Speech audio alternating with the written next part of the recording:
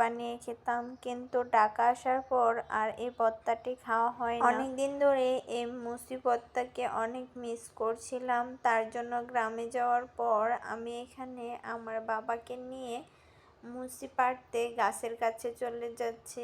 আর এই তো আমার বাবা হাতে একটা চালন নিয়ে নিছে। নিজের হাতে এভাবে গাছ থেকে মুচি পেড়ে এনে ভর্তা বানিয়ে খাওয়ার মজাই কিন্তু অন্যরকম। আর এইখানে আমার বাবাটা মুচিগুলো রাখতেছে। আর এই তো বাড়িতে গেলে আমাকে প্রায় সব কাজে যে হেল্প করে, এই যে আমার কাজিন সামিয়া, ও আমার ক্যামেরাম্যান, তারপর ভর্তা বানাতে সব কিছুতেই ও আমাকে সাহায্য করে।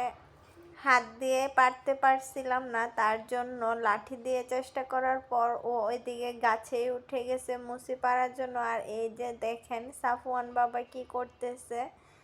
আর এই তো আমরা এখানে মুসি পেরে নিছি। তো চলেন এবার বাড়িতে যাওয়া যাক। আমার এই ভিডিওটি কে কোন জেলা থেকে দেখছেন অবশ্যই কমেন্ট করে জানাবেন। আর আপনারাও কি মুসি ভর্তা খান বা পছন্দ করেন? পছন্দ করলে অবশ্যই জানাবেন আপনারা কিভাবে ভর্তা বানিয়ে খান। আর এই তো এখানে আমি আর আমার বাবা চলে আসছি বাড়িতে। আর মুসি ভর্তা বানাতে আমাদের লাগবে হচ্ছে পাকা কাঁচা বড়ই, তেঁতুল, শুকনা মরিচ আর লবণ। তো এখানে সবগুলা উপকরণ নিয়ে নিচ্ছি আর ভালো করে ধুয়ে নিচ্ছে এদিকে সামিয়া। বাড়িতে একটা এরকম ছোট বোন থাকলে সুবিধাই হয়, অনেক কাজেই হেল্প করে সামিয়া।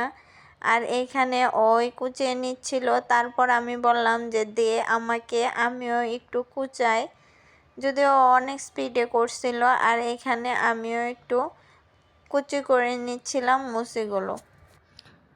আর এদিকে বড়ইগুলো সুন্দর করে থেতলে নিচ্ছি ভালো করে।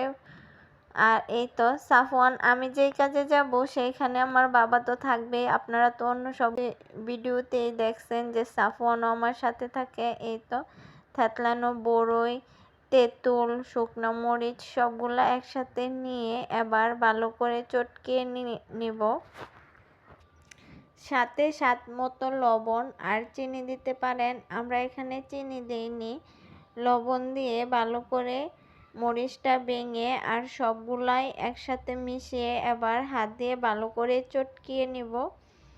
এই তো রেডি হয়ে গেছে আমাদের মজাদার মুসি ভর্তা। আর ভর্তাটা খেতে কিন্তু অনেক মজা হয়েছিল।